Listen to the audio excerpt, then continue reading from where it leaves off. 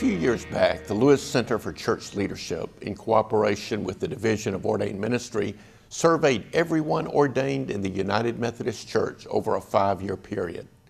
The purpose of this research project was to help United Methodist annual conferences develop residency programs that accomplish their goal of assuring that provisional clergy move from readiness for ministry at commissioning to effectiveness in ministry by the end of the residency period. Drawing on that research, I'd like to share with you what we have learned about best practices for your residency programs. It is helpful to begin by recalling the goal of the residency period. Keep in mind that different standards are operative at different stages of the preparation for ministry. Candidates for ministry must be deemed fit for ministry. Those commissioned are deemed ready for ministry. And those ordained must be judged effective in ministry. Hence, we sometimes refer to the provisional process as a journey from readiness to effectiveness. If the goal were merely to assess whether someone should be ordained, that could be accomplished without such an elaborate residency program. There is a time for judgment, but that is not the heart of the residency program. The General Board of Higher Education and Ministry, through its Division of Ordained Ministry, establishes recommended guidelines for annual conference boards of ordained ministry to use in developing their respective provisional programs. 4 dimensions are recommended: mentoring, covenant groups, continuing theological education, and supervision. I'd like to consider each of these 4 components in turn, sharing what our research reveals about how they can be most effective. Mentoring. Our survey results suggest that mentoring is likely to be the area where the greatest difference can be made in the lives and ministries of provisional clergy. It ranked first of the 4 components in contributing a great deal to their growth. Therefore, one of the most important recommendations we offer is that mentoring should be front and center in the provisional process. But good mentoring doesn't just happen. 3 factors in successful mentoring programs appear to be the selection of the right mentors. Good mentors should be able to serve as positive role models, share information that will help the mentee grow in effectiveness, and give guidance in their congregational, conference, and denominational ministry development. Adequate training for mentors. Enhanced training for mentors was by far the need most identified in our research. And accountability through follow-up with mentors and annual evaluation. Our research suggests that mentoring relationships prove most successful when relationships of mutual trust and respect are established, when mentor and mentee meet regularly and often, and when the focus stays on a mutually agreed upon agenda of topics for each session. Focusing on previously identified issues was the most important success factor identified in our research. One particularly interesting finding of our research is that one-on-one mentoring and group mentoring appear to be equally effective. Therefore, your board can strengthen the mentoring component of the provisional process by selecting and training mentors with care and holding all parties accountable, making sure mentors are assigned, trained, and functioning from the beginning, and encouraging a focus on agreed upon topics.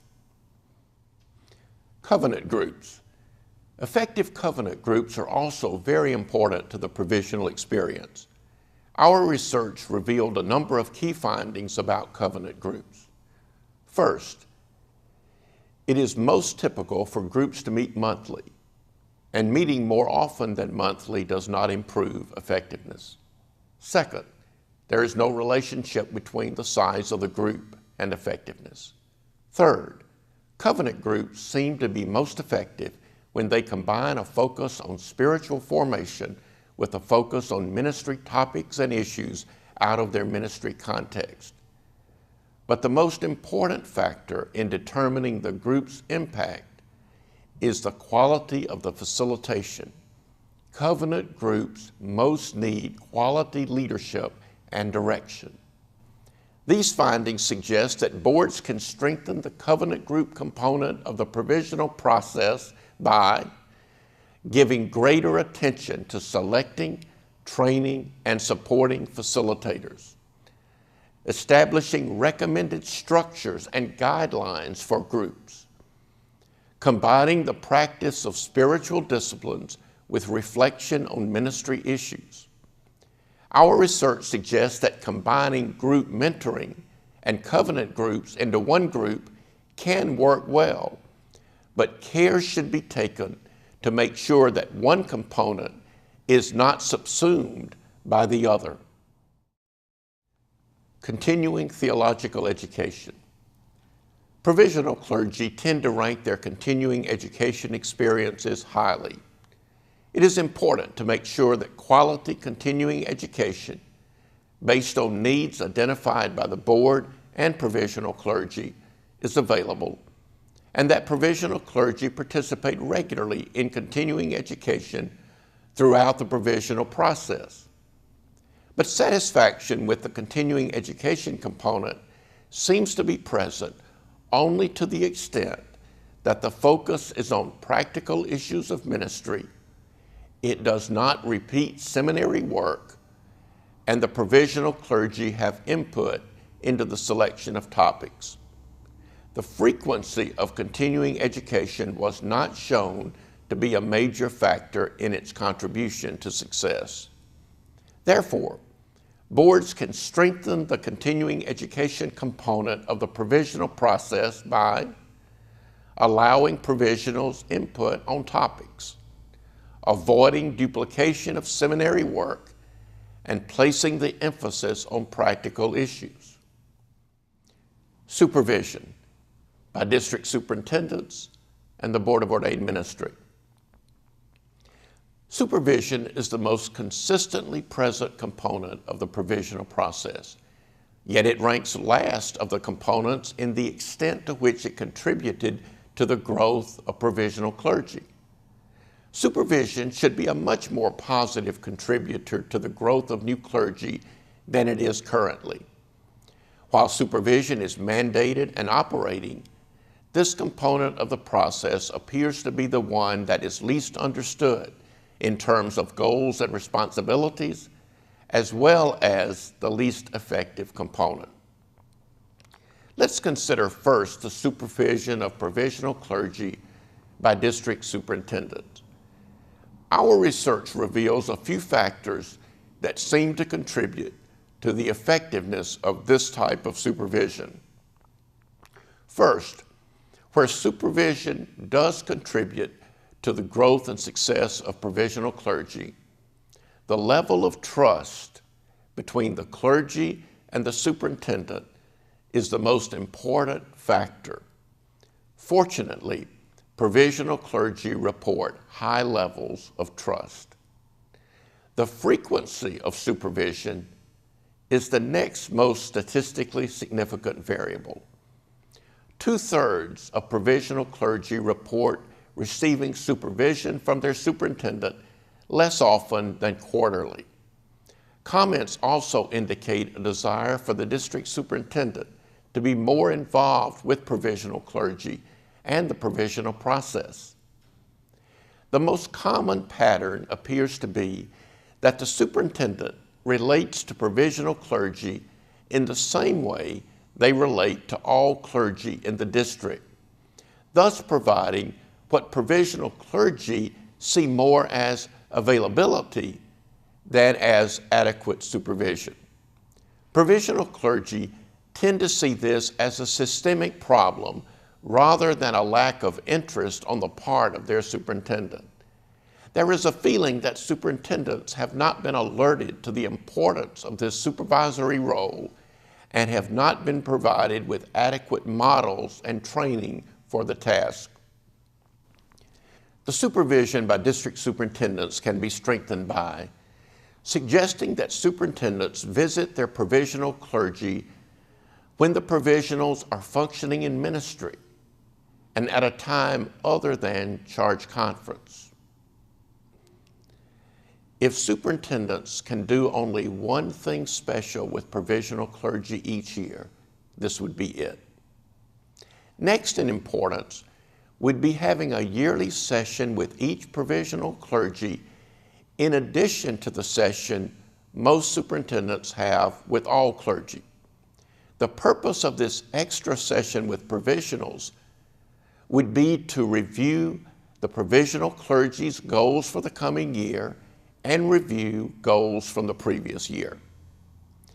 The Cabinet and Board of Ordained Ministry should develop a process to delineate and clarify the roles and expectations of superintendents in the provisional process. And training and supervision should be provided for superintendents.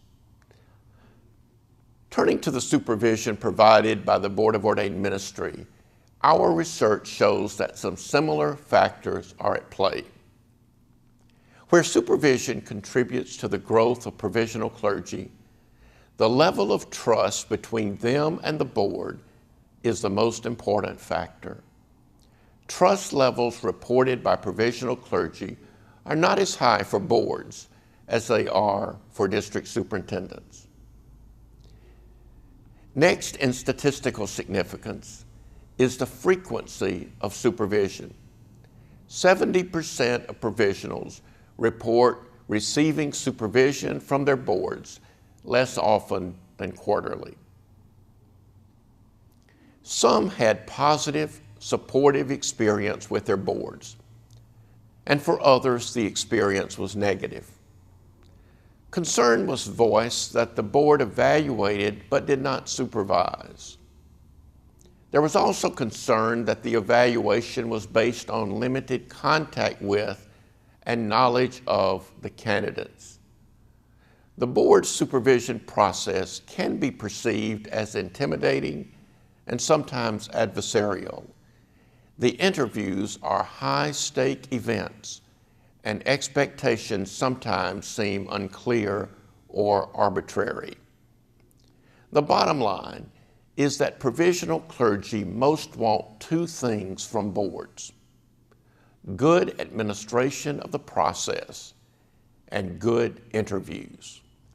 The supervision by boards can be strengthened by developing clear and specific criteria to make judgments at every stage of the process, making sure that board members understand fully the entire ordination process and that the board has a clearly identified program for the provisional process, communicating with provisional clergy early and regularly about the program and its rationale. Communicate, communicate, communicate. Striving for consistency in dealing with all provisionals. Carefully selecting and training leaders who will work with provisionals, including covenant group facilitators, mentors, and interview teams. Giving particular attention to the interview process in terms of preparation, communication, process, and training. As one might expect, the provisional clergy view of the process ranges from extremely helpful to a waste of time. But when provisional clergy clearly understand the purpose, process, timeline, and expectations, there is a good chance they will receive the experience well and benefit from it.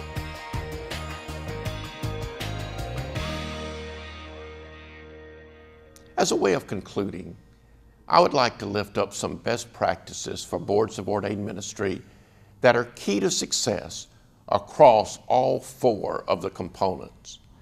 These practices can help make the provisional process more beneficial for everyone. The establishment of trust among all participants is foundational for a positive and formative provisional experience. Where trust is established, programs are viewed as helpful. Without trust, anxiety and fear dominate the experience. Trust is diminished when the process lacks direction, when there is inconsistency in dealing with candidates, when boards fail to select, train, and hold leaders accountable, and when communication is inadequate. The building of trust among all participants must be the initial primary goal for the process, since all else depends on the establishment of trust.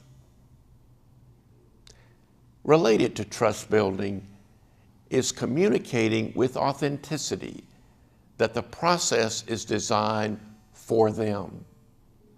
Devote adequate time to interpreting the provisional process as a journey from readiness to effectiveness, so that candidates come to see the process as something truly for their benefit. Allowing their input into the content of the program from the beginning reinforces this perception and builds trust. Every aspect of the process must be tested against the standard of moving candidates from readiness to effectiveness. In other words, every component from the process must be viewed from the perspective of the provisional clergy.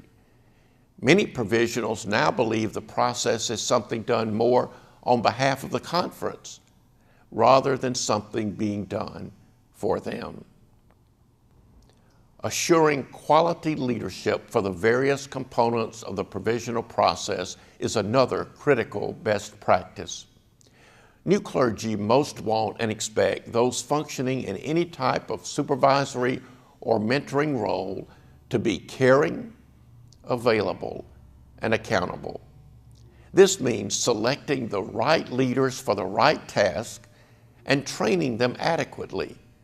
This is most true for mentors, but all leaders need guidance, direction, structure, and accountability. Next, provisional clergy want the process to engage and utilize their practical ministry experiences.